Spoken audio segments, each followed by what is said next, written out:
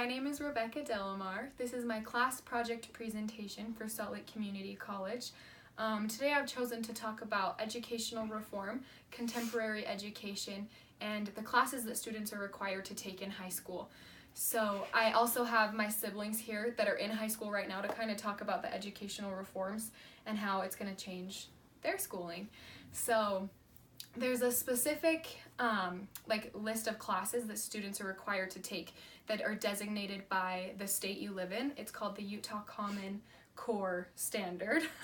Some of these classes include the normal things like math, social studies, science, English, but there's also things like PE, health, art, world languages, and these are all really important because they're there to help kind of round students out and make it so that they'll be able to succeed in their future careers, as well as make the transition to college just a little bit easier. So teachers are allowed to adapt these standards and make their own lesson plans out of the stuff that they're required to teach.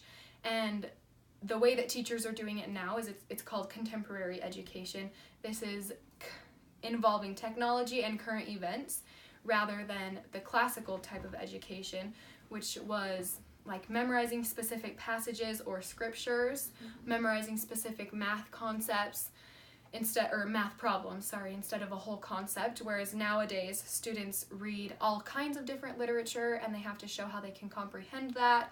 They have to be able to understand a specific math concept so that they can apply it to different problems that happen to them in life, rather than learning one specific math problem and just memorizing it and call it a day.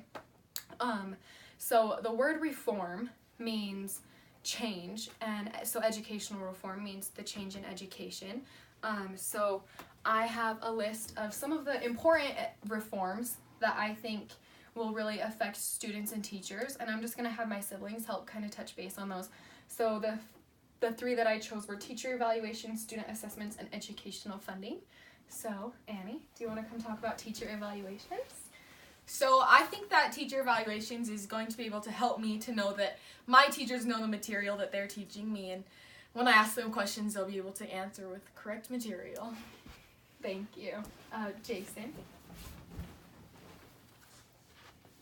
Student assessments are important because it helps the teacher know that I'm making progress, and it helps me know that I am learning the new concepts, and it helps me be more motivated to go to class.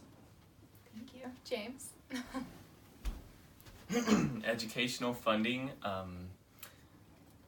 helps me learn all the material and get it all in my brain, and it helps me participate in extracurricular activities such as tennis and theater.